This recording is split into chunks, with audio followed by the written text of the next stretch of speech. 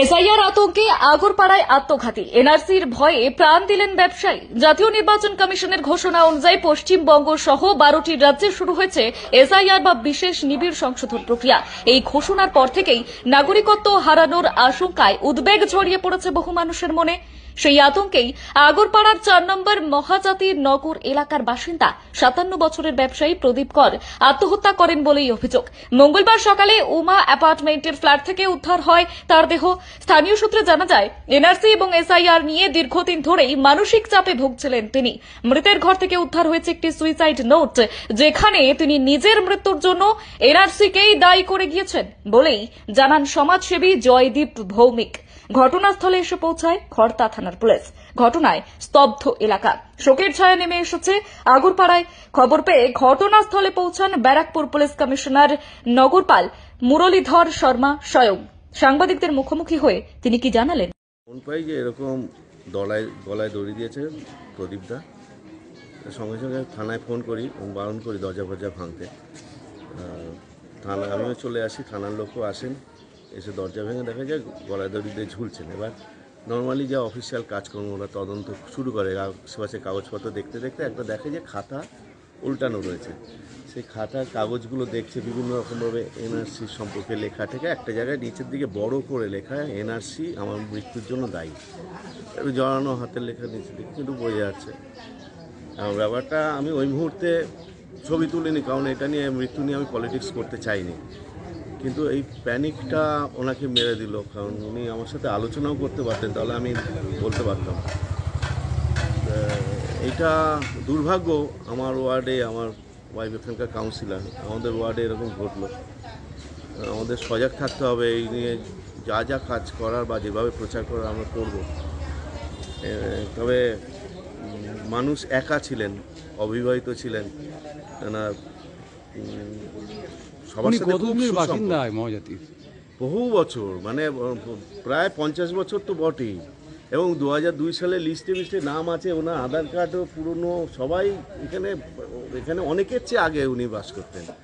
মানে ওনার এইসব নিয়ে টেনশন, প্যানিক কোনোভাবে প্যানিক ওনার মাথায় ঢুকেছে। এবং সন্ধ্যেবেলার থেকে 9:30 10টা থেকে উনি বারবার জিজ্ঞেস করছে এসআইআরটা কি, এটা কী হবে। ওনার বাড়ির লোক ওই জন্য ওনাকে সান্ত্বনা দেওয়ার জন্য বিভিন্ন লোককে জিজ্ঞেস করছিল, এরকম শোনা গেছে। আমার সাথে দেখাও হয়েছে কাজ থেকে ফেরার সময়। যদি তখনও জিজ্ঞাসা করতো যে আমি খুব সিম্পল কয়েকটা ডকুমেন্ট হলে হয়ে যেত যদি বাসিন্দা হয়। যাই হোক, দুর্ভাগ্য আমাদের। ওনার নাম প্রদীপ কর, ওনার বয়স 57 ইয়ার ওল্ড। উনি এখানে এই ফ্ল্যাটে থাকেন। আজকে উনি ওনার বডি যে আছে হ্যাঙ্গিং অবস্থায় পাওয়া গেছে। তারপরে আমাদের পুলিশ স্টেশন এখানে আসে এবং বডিটাকে উদ্ধার করে, এবং বডির পাশে একটা রেজিস্টারে একটা খাতায় ওনার সুসাইড নোট লেখা ছিল। আমরা পরিবারের সাথে কথা বলেছি, বাকি ওনার যে পরিচিত যাদের সাথে উনি মিশতেন ওনার সাথে কথা বলেছি। যেটা প্রিলিমিনারি যেটা এখন পর্যন্ত আমরা জানতে পেরেছি সেটা হচ্ছে উনি এই যে এনআরসি নিয়ে বিভিন্ন ধরনের কথাবার্তা চলছে, ওটা নিয়ে ওনার মধ্যে একটা ডিপ্রেশন ছিল। ওটা নিয়ে উনি প্রচন্ড চিন্তিত ছিলেন। এবং পরিবারের লোকের যে বক্তব্যের মধ্যে উঠে আসছে, কালকে যখন এসআইআর এর অ্যানাউন্সমেন্ট হয়েছে তারপর থেকে ওনার শরীর যে আছে ওনারা বোধ করছিলেন কি উনি খুবই মানে রেস্টলেস রয়েছে। কিন্তু মানে ওনারা এতটা ভাবতে পারেননি কি ওনার মনের ভিতর কি চলছে। এবং ফ্যামিলি ফিল করেছে কি হয়তো ওনার কোনো শারীরিক অসুখ আছে, তার জন্য উনি এরকম করছেন। যাই হোক, রাত্রিবেলা উনি খাবার খেয়েছেন, কিন্তু সকালে ওনার যে ঘর ছিল উনি যখন ঘর থেকে বেরোননি, তারপরে ওনার যে ভাইয়ের স্ত্রী আছেন উনি ওনাকে ডাকেন, অনেকবার করে ডাকেন। যখন উনি কোনো সাড়া না দেন তখন উনি আরো আশেপাশের লোকগুলোকে ডাকেন। তারপরে ওনারা জানতে পারেন কি উনি ভিতর যে আছে গলায় দড়ি দিয়ে সুসাইড করেছে। আমরা বডিটা পোস্টমর্টমের জন্য পাঠিয়েছি।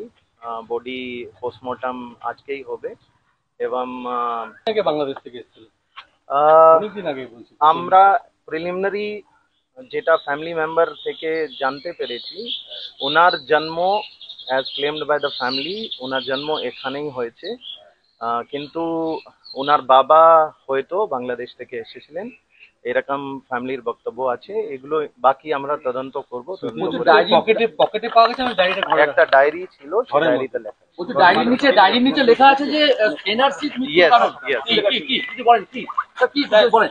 আমি বলেছি ডায়েরিতে যে উনি লিখেছেন, ওটাতে উনি এটাই প্রকাশ করেছেন কি এনআরসি যে হচ্ছে ওটা এনআরসি নিয়ে উনি ভীষণ চিন্তিত আছেন এবং ভয় আছে।